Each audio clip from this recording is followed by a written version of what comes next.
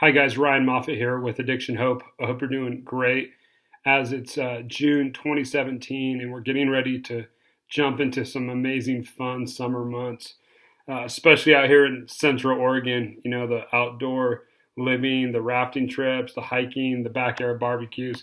It's an amazing time to enjoy life. But if you're walking through a rehab program right now, if you're coming out of addiction, it's not just a fun time, it's also a very vulnerable time. It's a scary time. And so I'm really glad you jumped onto this video tonight, and I'm glad you jumped onto the blog. And tonight, the question that I'm wrestling with is why consider a Christian perspective in my addiction recovery program and in my plan? And so, as a Christian pastor, I definitely have an opinion about this.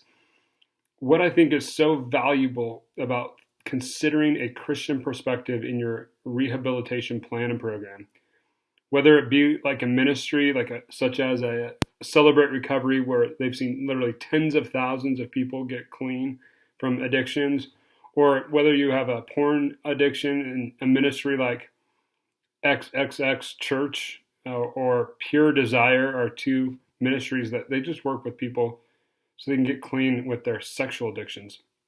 But what is it about a Christian perspective that is compelling? And I think what is compelling for me as a Christian pastor is that I see such value in being able to diagnose the real problems, and so you're able to actually give the real solutions. Now, if you could easily take this as a metaphor, right, into medicine, for example.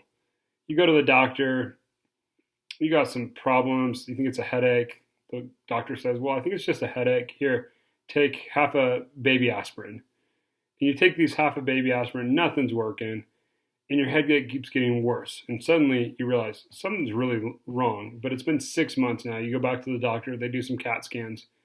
Oh, the reason you have a headache is because you have brain cancer. You misdiagnose the problem, so you're misdiagnosing the prognosis and therefore the solution. And I think it's very similar in the addiction recovery world. If you cannot figure out what is really wrong, we all kind of know something's wrong with us. But if you're not able to put words to that, if you're not able to talk about what really has happened, what's really going on in your life, you're not able to really find that solution. And I find it really interesting that in the movie, The Silence of the Lambs, of all places, there's this interesting scene between Officer Starling and Hannibal Lecter. And Officer Starling's trying to figure out, what happened to this guy to make him such a deranged human being, right? So she says in this very famous interaction, she says, what happened to you? And Lecter responds and he says, nothing happened to me. I happened. He says, you can't reduce me to a set of, quote, influences. He says, the problem, Officer Starling, is you've given up good and evil for behaviorism. Nothing is ever anyone else's fault. So you cannot stand to say, I am evil. And in this moment of irony, right, Lecter says the problem is you're not able to say, I'm actually bad. And until she's able to do that, she's not able to really give a solution.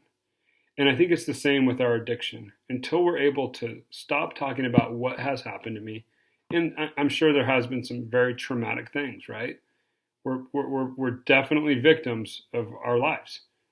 But the problem isn't that we're victims. That's not the predominant problem. And only the scriptures, only God's word, only a Christian perspective can take you to the depths of your real problem. Your depths of your real problem is that you're a rebellious person against God. That all of us have turned aside. All of us have gone after our own version of the good life. And we've exchanged the truth of God for a lie.